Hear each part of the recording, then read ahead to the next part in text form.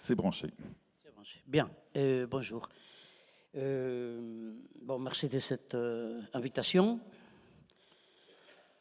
En général, je ne sais jamais comment commencer. Et après, je ne sais plus comment m'arrêter non plus. Bon, je verrai. Donc, j'ai jusqu'à 10 heures, m'a-t-on dit, 3 fois seulement, pour vous présenter quelques idées. Bien. Pour la petite histoire, elle est petite. Saulka, c'est un nom d'origine polonaise. Mon papa était polonais, émigré en Argentine, où je suis né, l'accent avec. Fin de présentation. Donc, je viens de la philosophie, mon grand amour, et de la sociologie, qui est un instrument utile pour penser les choses. Et surtout, bon, d'un amour immodéré, bon, sinon, ce n'est pas de l'amour, d'un amour immodéré pour toutes les formes de travail social. Pas forcément pour tous les travaux sociaux, mais disons pour toutes les formes de travail social. Donc je pense que c'est à ce titre que les organisateurs ont pensé utile m'inviter. Bien, donc il y a un titre, effectivement, des formes d'accompagnement proches des besoins. Si vous n'entendez pas, vous me direz. Et vous savez, effectivement, comme vous venez de dire, la même feuille que moi, très joliment imprimée d'ailleurs, si vous n'êtes pas assis dessus, ça vous permet de suivre le délire matinal. Si tant est que vous le suiviez, parce que vous m'avez prévenu que vous ne le suivriez peut-être pas. Non, mais ça donne une contenance, oui, ça donne une contenance.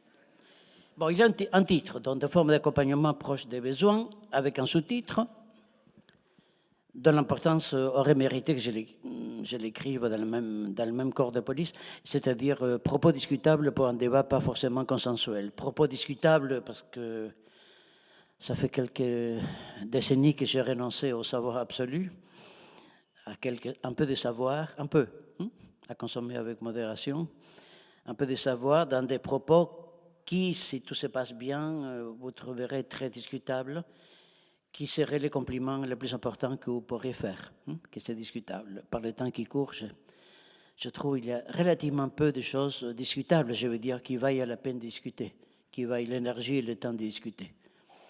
Donc, propos discutables pour un débat qui, si c'est un débat, n'est pas forcément consensuel, c'est l'importance extrême des ateliers, un peu plus tard. Et puis, éventuellement, des échanges mails, j'ai la manie de répondre à tout, insultes compris. Bien, tout ça est une petite préface à la chose elle-même.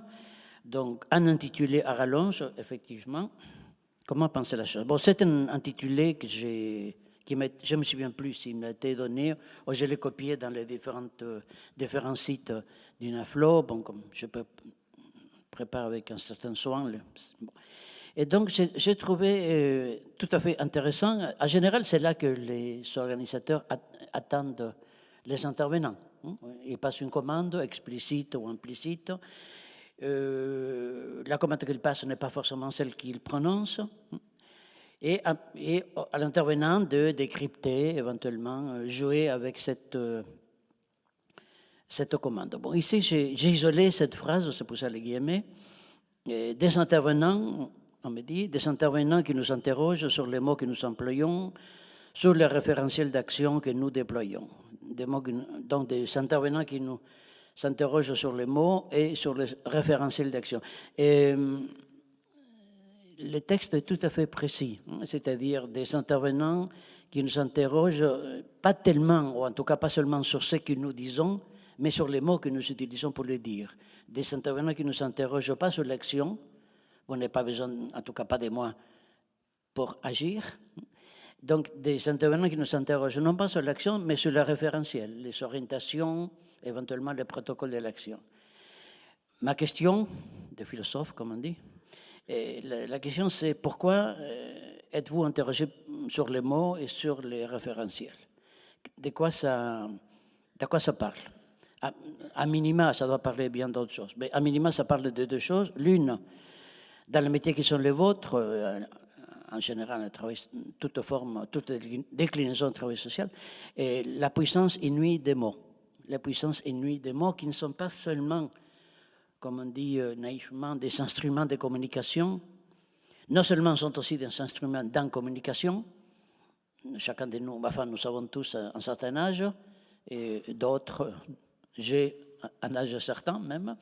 Bon, pour savoir que les mots permettent de communiquer, certes, mais c'est justement parce qu'on s'est parlé, c'est parce qu'on a pris le temps de se parler qu'on ne se comprend pas.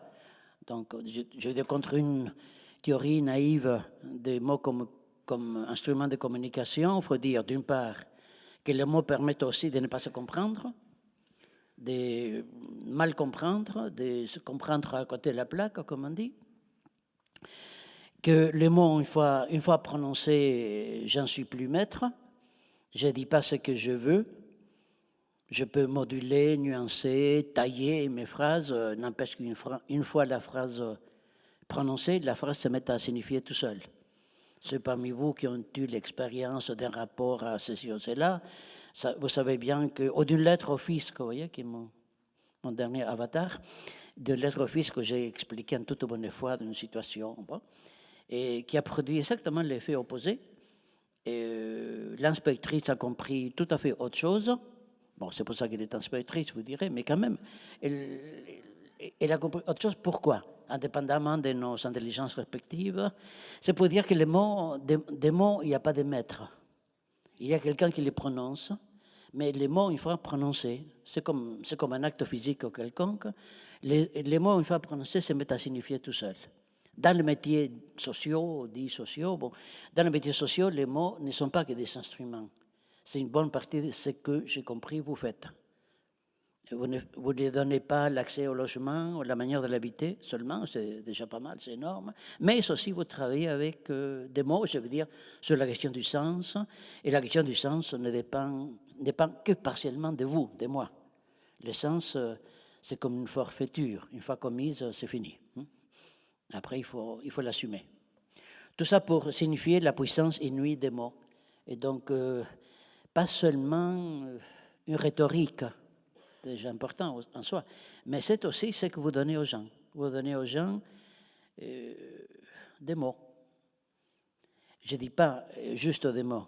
Je dis, vous donnez aux gens rien de moins que des mots. Je veux dire des raisons d'espérer, des raisons de désespérer, des raisons de se consoler, d'accentuer sa tragédie, etc. Donc donner des mots, ce n'est pas donné à tout le monde, ce n'est pas évident. Et c'est une partie importante, c'est plus intéressant ici, une partie importante de ce que j'ai compris en tout cas que vous faites, donner des mots. D'autre part, il y a le mot du titre. C'est double sagesse de cet intitulé. Le titre, c'est donc des formes d'accompagnement proches des besoins. Je trouve ça lecture légèrement vicieuse de ma part, mais c'est bien, le vice, c'est utile parfois. Des formes d'accompagnement proches des besoins, vous voyez.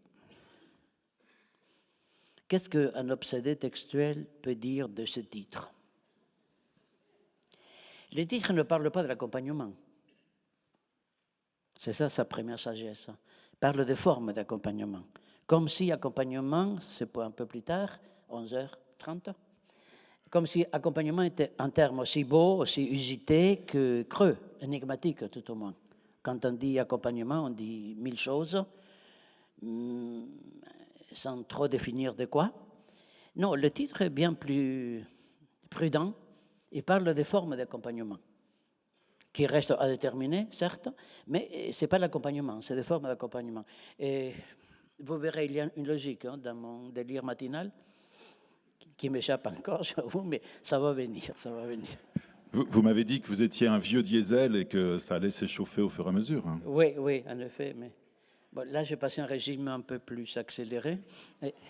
Des formes d'accompagnement proches des besoins, vous voyez? Comme, bon, j'aime beaucoup la langue française. Des formes d'accompagnement proches des besoins. On aurait pu marquer des formes d'accompagnement adéquates, voire parfaitement adéquates aux besoins. Non, le titre est bien plus modeste et plus prudent, proche.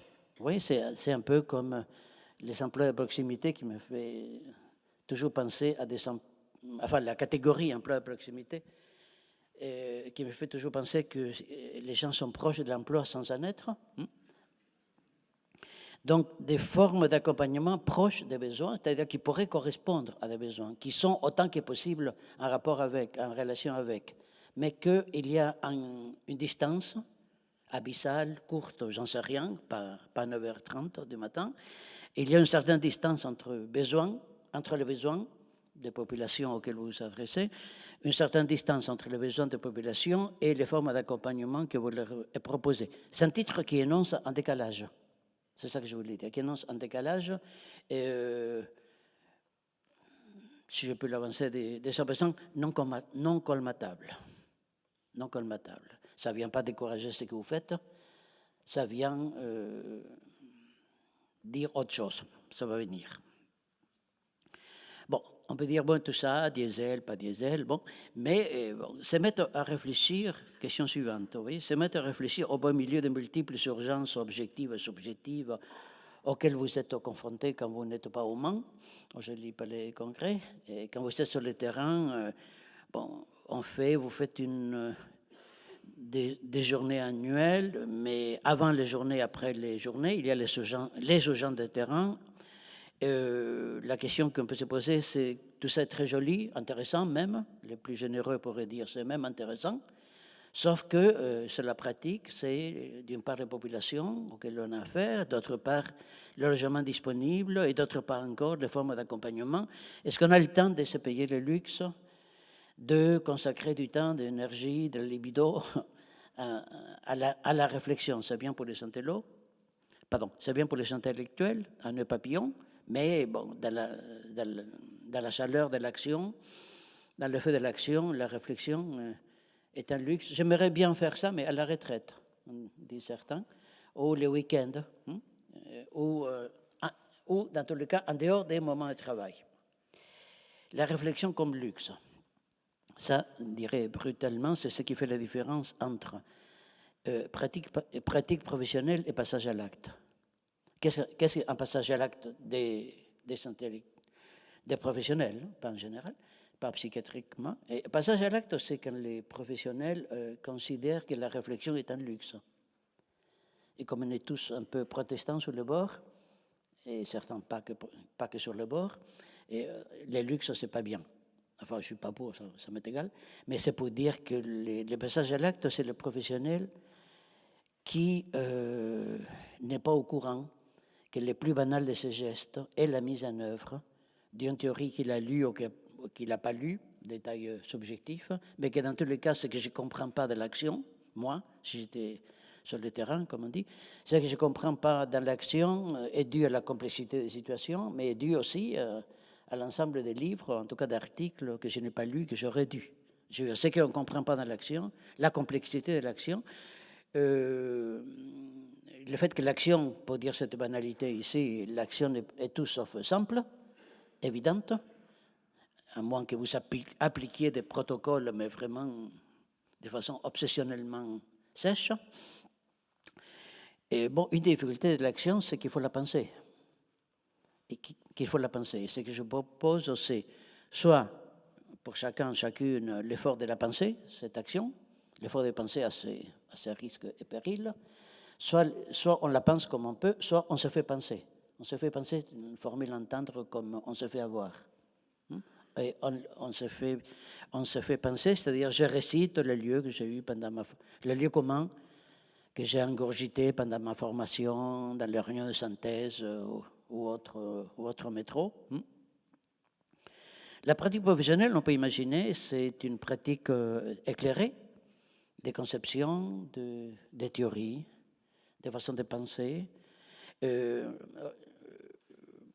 pas forcément au courant de tout, ça ne serait pas du savoir d'ailleurs, mais disons alimenté par du savoir, des savoirs pluriels, divers. C'est un peu le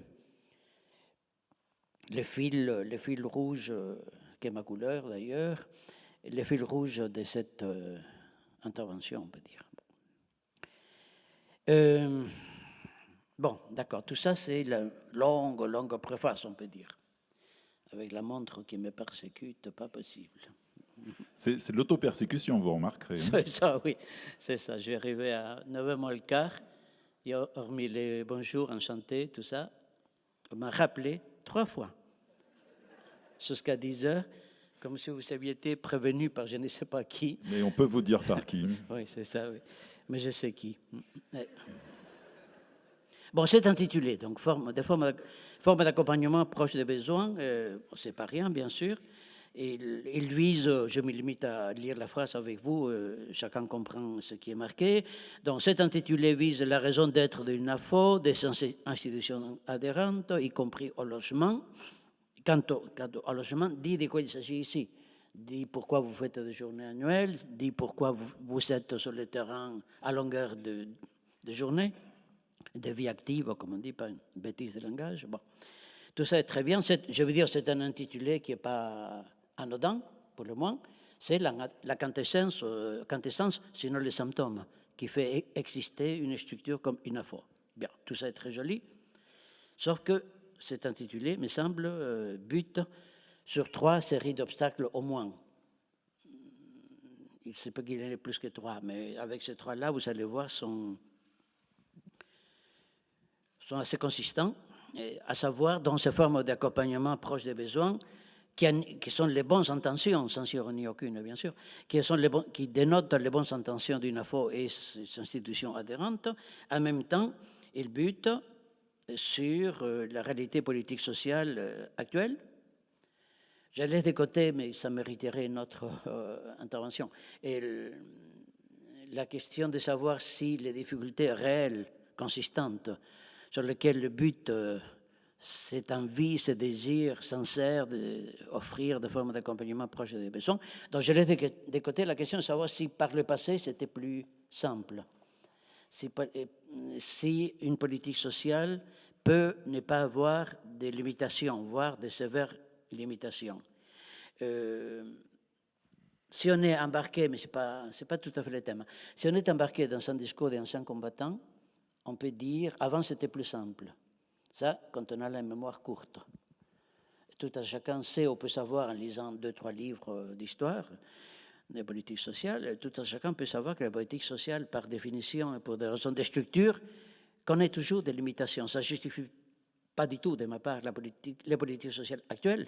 Ça vient dire que ce qui fait la nouveauté aujourd'hui, c'est la qualité, je veux dire, de l'imitation, la prégnance, l'obsessivité de ce qu'il essaie de l'appliquer. Mais disons, en tout cas, pour dire que les bonnes intentions, les formes d'accompagnement proches des besoins, ce qui apparaît dans l'entretien d'un travailleur social avec un demandeur ou un résident, auprès de qui le travailleur social insiste beaucoup pour dire, vous savez, nous faisons de notre mieux pour, on va voir si on peut résoudre tout ça. Et le résident vous regarde entre méfiance légitime et incompréhension. Il ne doute pas que vous ayez de bonnes intentions, dont les purgatoires, je crois, est pavé, non? Le purgatoire ou l'enfer, je sais pas. L'enfer. L'enfer, oui, je confonds toujours. L'enfer, c'est le stade ultime. Ah, d'accord, oui. Bon, je vais voir.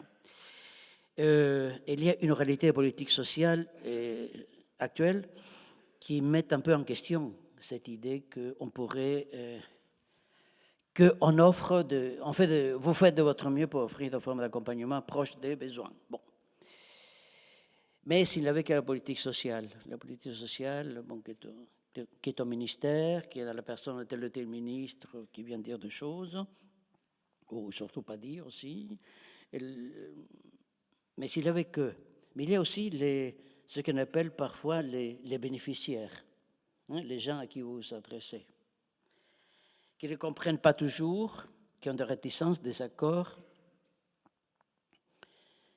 et qui ont des besoins auxquels vous pensez répondre. Bon, de ce que j'appellerais non pas des bénéficiaires, qui est un terme très généreux, mais un peu hâtif, hein, parce qu'il n'est pas certain que tous les gens auxquels vous vous adressez bénéficient de ce que vous faites. Je suppose, comme partout ailleurs, qu'il y en a qui pâtissent. Pas avec vous personnellement, mais je veux dire de vos collègues absents à cette noble assemblée.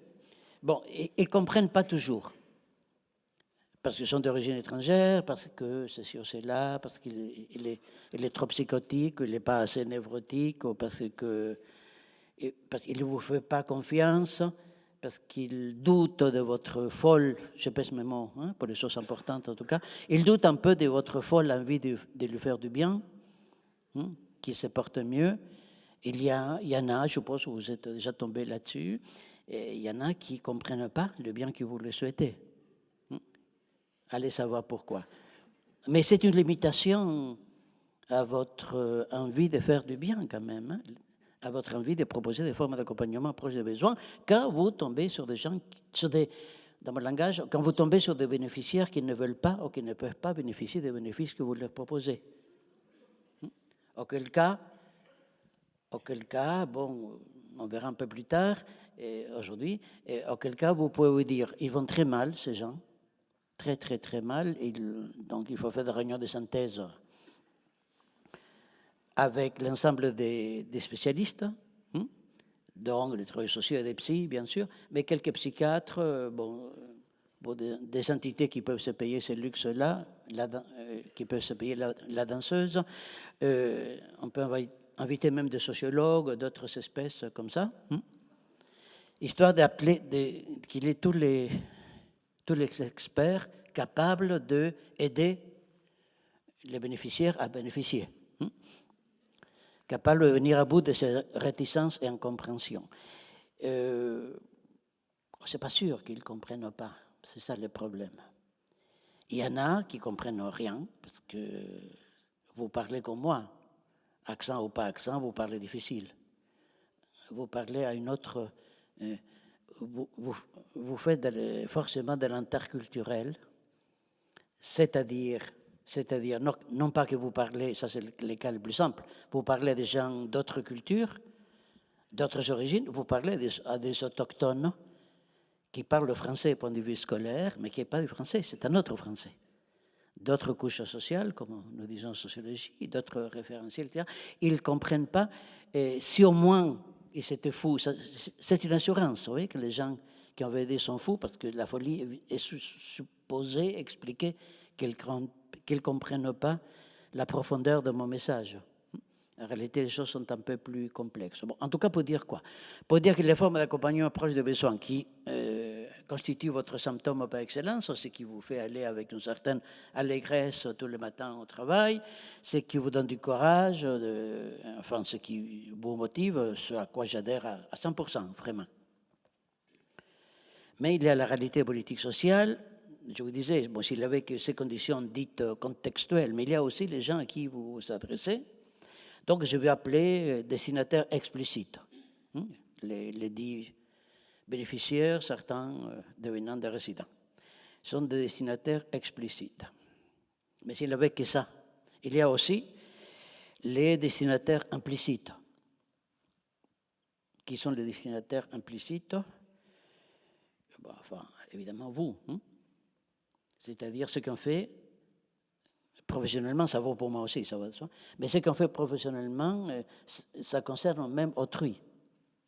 Le mot-clé, c'est l'adverbe même. Ça concerne même autrui, mais ce qu'on fait, chacun de nous, ça nous concerne aussi.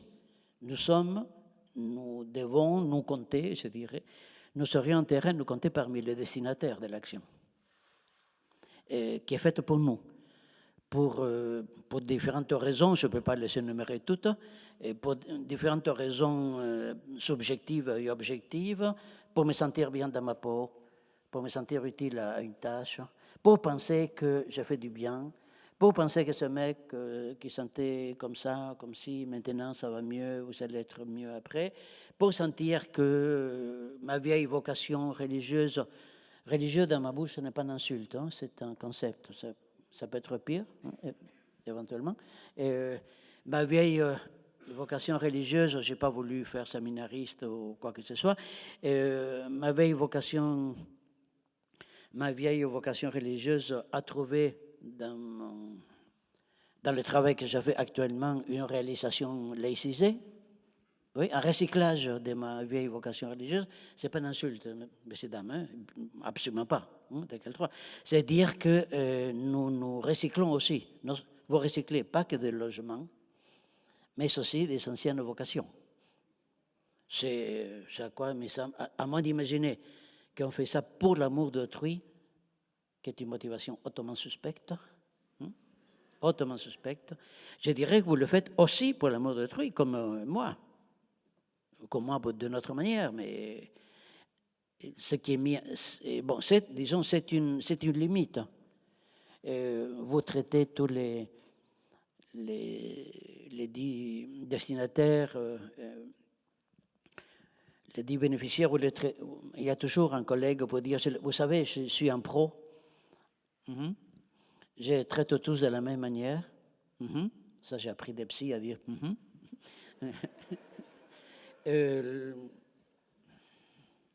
Oui, sûrement, il les traite, mais traiter tout le monde de la même manière, ça introduit d'emblée de discrimination forte.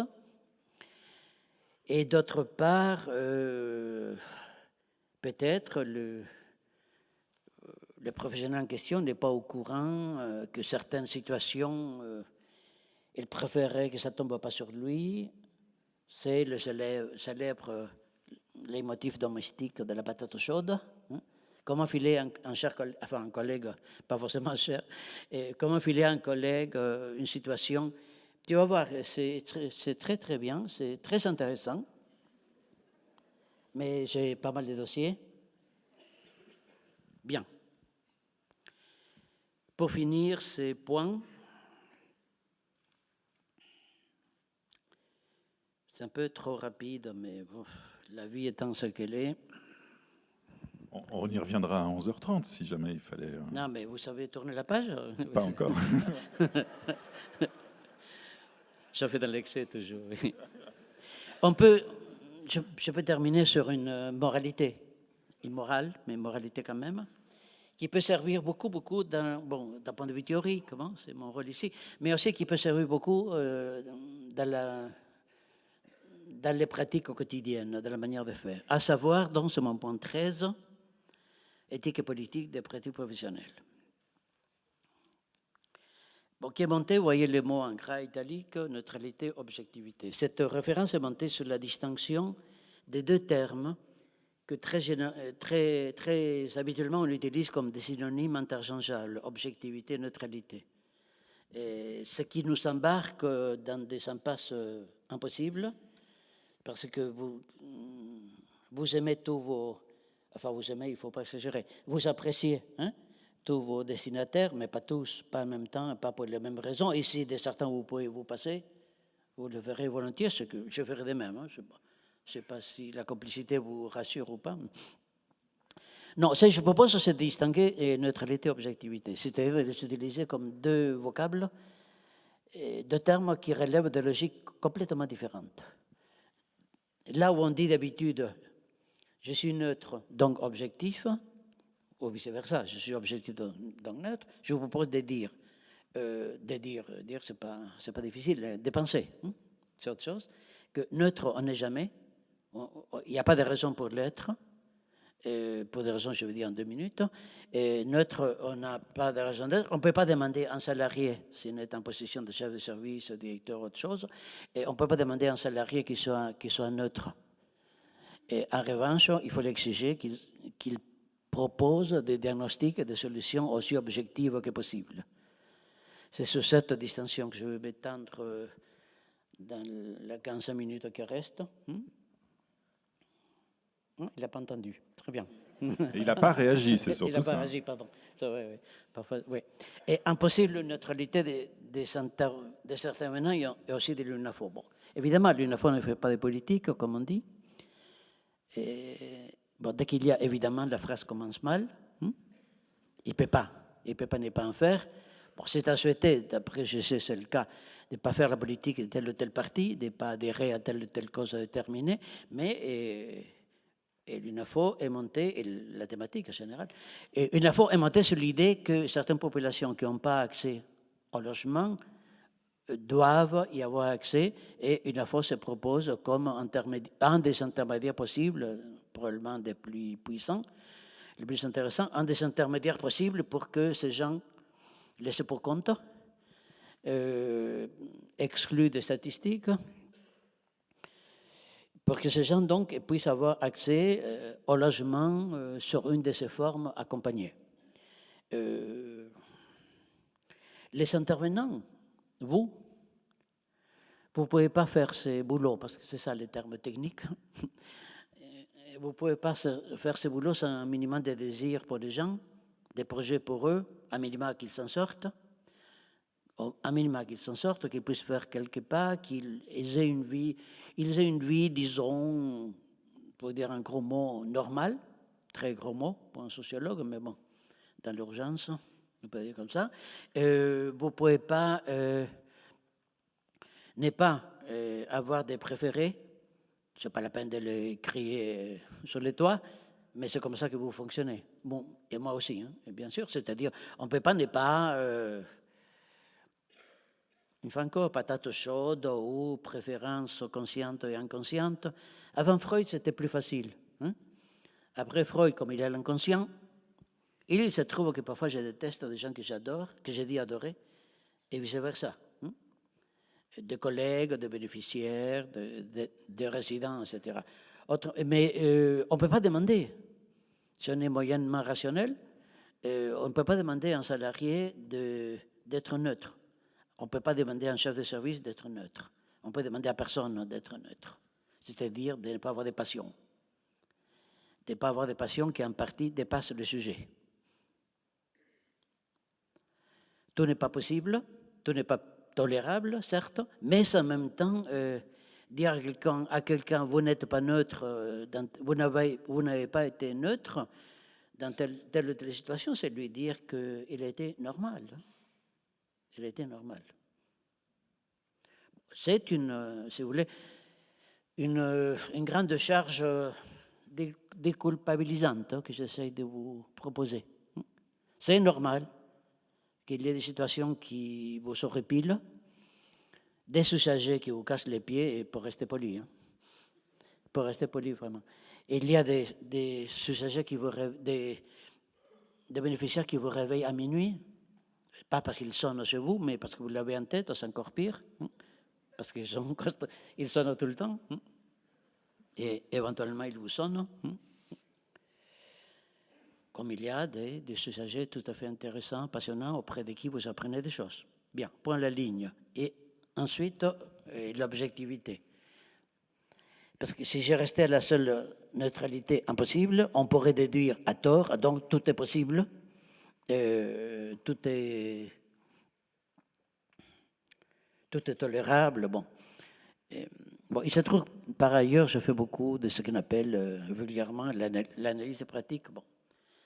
Un de mes cas préférés, j'ose dire. Et mes cas, ce n'est pas les gens, mes cas, sont les travailleurs sociaux. Hein? Et bien sûr. Hein? Des cas lourds, parfois, hein, même. Quand on dit c'est les sciences sociales, délicieux langage.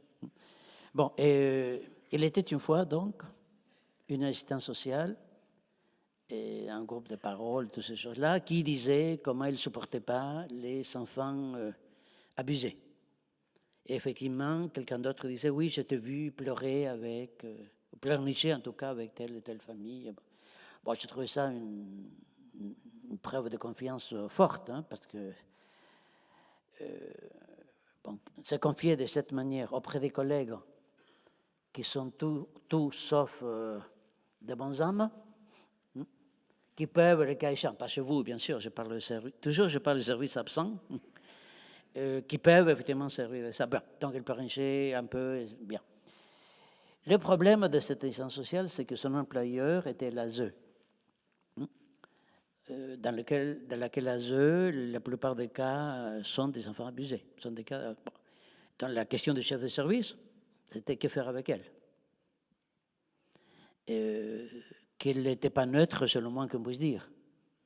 Il ne lui demandait pas d'être neutre, mais il lui posait de ne pas pleurer avec les mamans diverses, et de poser des diagnostics, éventuellement trouver des solutions potables, disons, viables. Bon, je ne vous dis pas ce qu'il a fait avec elle, bon, il n'a pas licencié, il a changé de poste. Bon. Mais c'est pour dire que quand j'ai dit la normalité, du fait que la neutralité soit impossible, du fait que j'ai fait mon travail avec attention et soin, mais le soir, quand je rentre chez moi, je suis souvent plus fatigué que les gens dont je m'occupe. Oui, c'est-à-dire que des entretiens que vous menez à longueur de journée ou des visites, il doit probablement, en tout cas c'est un souhait tout à fait amical que je formule, et il doit arriver que vous soyez bien plus fatigué que le résident qui vous a fait son sketch et qui vous a dit ce qu'il fallait dire. La même chose qu'il a dit à la séance sociale précédente, ce qu'il dira à la suivante, et vous partez avec. Bon. Mais en même temps, il y a l'objectivité, c'est-à-dire quoi? Et je vais arrêter là, dans 2 minutes. Merci. Je vais arrêter encore. Et l'objectivité, c'est-à-dire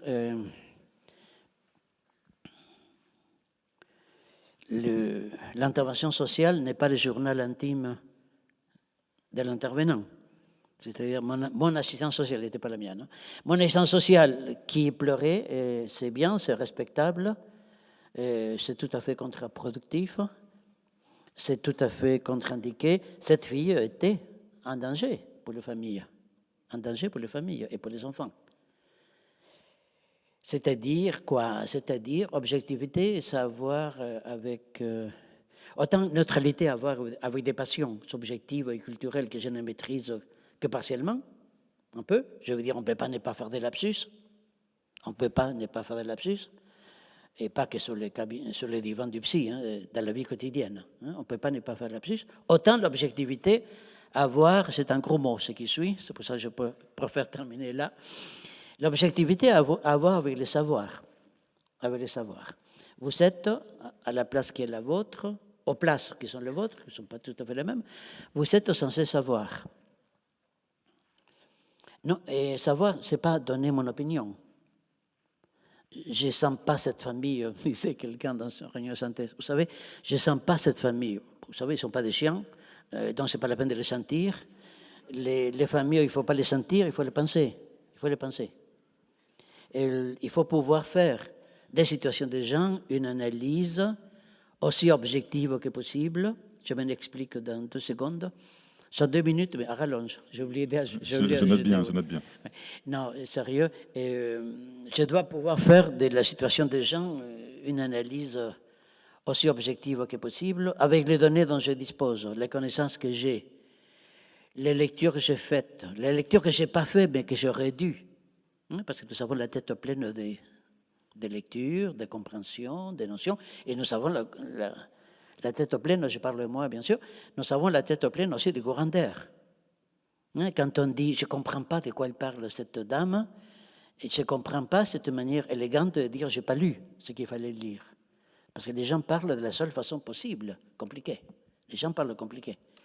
Mais pourquoi le compliqué du langage de madame est très compliqué pour moi et peu compliqué pour vous? Sinon parce que le collègue ici a lu certaines choses qui permettent de décrypter un peu de quoi la personne parle. C'est-à-dire, les difficultés de la pratique sont, une fois encore, c'est la fin qui est le début, les difficultés de la pratique sont des difficultés de formation, de lecture, des collègues qui profèrent cet aveu terrible d'une tristesse infinie, des collègues qui disent « Vous savez, moi, j'ai fini ma formation. » Vous imaginez comme ma vie nécrologique, il faudrait mettre une bandelette noire autour. Et j'ai fini ma formation. Qu'il a fini une certaine formation, qui a 2-3 diplômes, grand bien lui fasse, mais quelqu'un qui ose dire, c'est dire, j'ai fini ma formation, il est foutu celui-là. Enfin, je veux dire, c'est un danger pour le public. Je comprends tout. Mais non, il y a des gens, les besoins des gens, vous les comprenez un peu, c'est déjà pas mal, un peu. Et nous faisons tout pour combler les besoins des gens, mais non. Ça, on peut le raconter lors de l'entretien d'embauche, histoire de donner quelques illusions au personnel. Mais c'est pas ça que vous faites. Bien, conclusion. Mais on peut reporter la conclusion à tout à l'heure, si vous préférez. Non, je préfère pas. Vous ne préférez pas, oui. Le piège avec Solgard, c'est soit on l'écoute et on se laisse embarquer dans ce qu'il dit, soit on ne l'écoute pas et on n'arrive pas à l'interrompre quand même. Donc on se donne les 2 minutes qu'il nous faut. Oui, absolument. Non, c'est toujours difficile, cette histoire de neutralité, objectivité. Oui. C'est pour ça que je prends de tour, je reviens, je quitte, je reprends. Et, neutralité, impossible. Déculpabilisation garantie. On fait ça pour une vocation, obscure vocation, parce que maman m'a dit quand j'étais petit que, parce que c'est la tradition familiale. On fait le boulot qu'on fait pour tout un tas de raisons qui concernent même les bénéficiaires. Vous voyez la générosité de la phrase. Hein? Qui concerne même les bénéficiaires. Mais il n'y a pas que. Il n'y a pas que. Il y a moi. Il y a papa, maman. Et tout le reste. Je ne vous dis pas. Mais c'est la question de l'objectivité. C'est-à-dire, pourquoi des gens pourquoi vous êtes embauché, ou on vous a embauché, pourquoi vous tenez, pour quelles raisons économiques, mais pas que, vous tenez à ce poste, et pourquoi des gens peuvent venir vous voir. Bon, ma réponse parcellaire aussi, ma réponse, c'est que vous êtes censé savoir ce qu'on peut faire. Savoir, savoir tout, mais non, je n'ai pas dit ça. Sauf lapsus, je pense pas avoir commis, vous êtes censé savoir un peu, et bien mieux qu'hier, bien pire que demain. Mais je ne parle pas de révélations, j'ai tout compris. Madame, je vous ai compris. Ça va pour le gaullisme, mais je vous ai compris. Et on comprend un peu, je dirais un peu plus tard, redirai un peu plus tard, les usagers sont énigmatiques. Je vous ai compris, ça parle du narcissisme de l'intervenant. Ça ne dit rien sur le réel.